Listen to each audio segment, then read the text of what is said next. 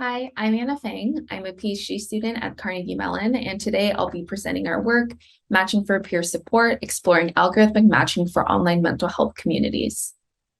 Although in just the US alone, there are over 50 million adults with mental illness, roughly 1 out of every 5, many people face barriers to mental health care.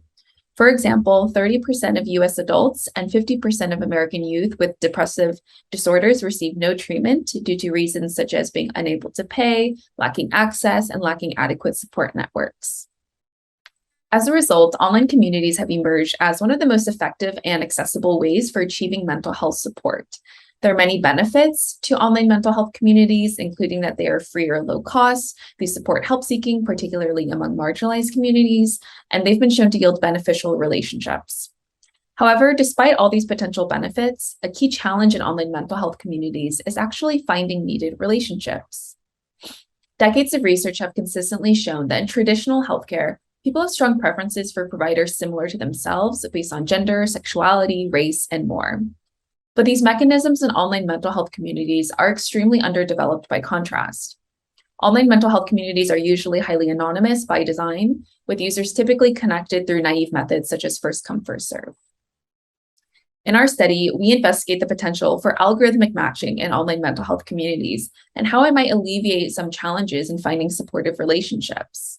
We first do this through an interview study with users to identify their opinions on algorithmic matching. And then we incorporate some of those findings to conduct behavioral log analysis with real online mental health community data to explore how matching on personal characteristics like gender and age can improve user experiences. We collaborated with one of the largest online peer support platforms called 7Cups with over 54 million members. On 7Cups, users who are seeking support are called members, and they receive one-on-one chat support from trained volunteers called listeners. 7Cups' current system for connecting members and listeners is shown on the left. This is a general queue where members can join to wait to be picked up to chat by listeners.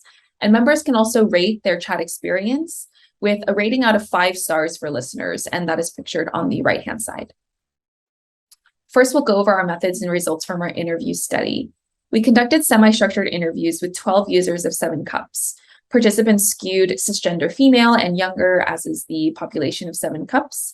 And a few main themes that we discuss in these interviews were challenges, if any, of participants in using the current system, qualities that made certain experiences better than others on the site, and general opinions on algorithmic matching, such as feelings of disclosing personal information for matching and the likelihood to use algorithmic matching. We then conducted thematic analysis and identified 10 key themes. We've aggregated just a subset of these themes into just 3 primary points that I'll present in this presentation for time purposes, but please do see our paper if interested in the many other findings that we won't be able to cover here. Our first finding from interviews was that 7Cups members already engage in a manual and inefficient process to find suitable listeners, and thus were overwhelmingly supportive of algorithmic matching systems. All of our interviewees stated that it's extremely common for users to both reveal and ask for general demographic information from each other at the beginning of a chat in order to gauge their fit to one another. So this process was described as extremely tedious, as members wait to be invited to chat by a listener. Then they'll both ask and reveal demographic information. Then if this is not who they're looking for, members potentially leave the chat and have to start all over again on the queue. So we found users were really supportive of matching due to the fact that it would help a lot of the inefficiencies of finding helpful partnerships.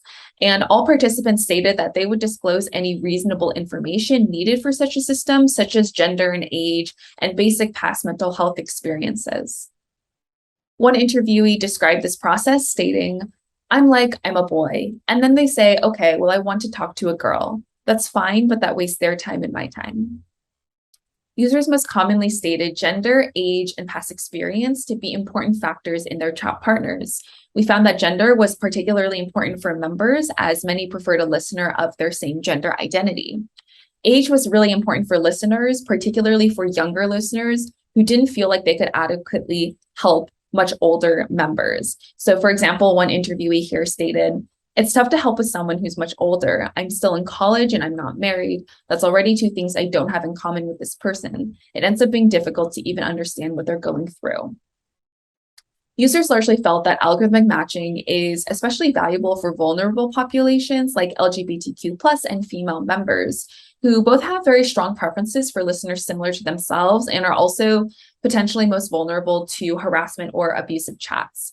So in particular, our female interviewees reported always seeking out another female due to greater comfort, and our participants also reflected on the importance of matching for LGBTQ communities.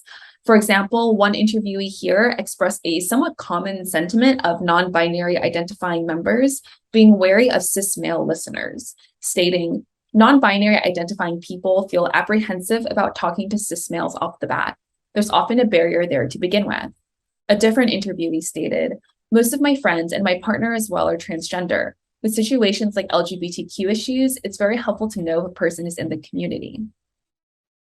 Next, we focused in on some factors identified in these interviews as important to matching and investigated if these factors indeed resulted in a quantifiable improvement in member experiences through their chat ratings.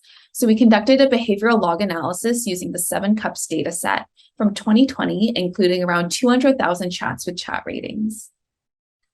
We conducted OLS regression to identify how qualities of a member or listener as our independent variables impacted members' chat rating as our dependent variable. So again, we'll just briefly go over just a couple findings for gender and age in this presentation due to time.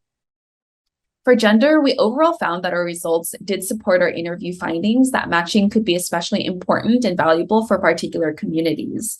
We saw that even good listeners who receive high ratings from most, if not all, gender groups, such as non-binary listeners, did perform particularly well given certain matches, such as with non-binary members or transgender members. Additionally, we saw evidence of the reflections of our participants that members of the gender variant community might be particularly cautious when speaking with male listeners. So for example, non-binary members rated other non-binary listeners 0.673 stars higher than they did female listeners, which is a huge contrast compared to rating male listeners 0.5 stars lower than other female listeners. So there is a huge difference. For our age analysis, our findings reflected reported struggles of young listeners with significantly older members. In general, members who are in the youngest age groups rated listeners pretty similarly, regardless of age difference, but chat ratings by older members, such as those in their 30s and above, showed significantly more sensitivity. So chat ratings increased by drastic amounts when chatting with a listener who was much older than themselves, when compared to speaking with a listener who was much younger by the same amount. So what has our work shown? Our work has demonstrated that there is a need for matching mechanisms in online mental health communities, and we've also quantifiably measured improvements that are possible in chat experiences when taking into account personal characteristics such as gender and age. We also discuss in our paper some design implications for designing matching for the online health context. At the forefront of designing new matching systems should be considerations for transparency of users' information.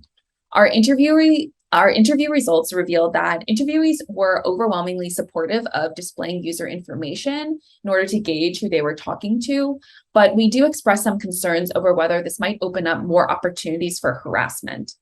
So as a result, we believe that applying users' information without necessarily showing it and displaying it in the interface might be effective for new matching mechanisms. We also know an interesting finding from our interviews, which was that no users expressed concerns disclosing their personal information to 7CUPS as a platform, for example, for matching systems. So we emphasize the importance of platforms deploying matching systems to ensure users are properly informed on the safe boundaries of information disclosure and ensure their own secure systems too. So inform on safe boundaries of information disclosure to chat partners, but also to online health platforms in general. So that's our work done on matching for peer support. Thank you to my wonderful collaborator on this work at CMU, Haiyi, as well as 7CUPS for their collaboration.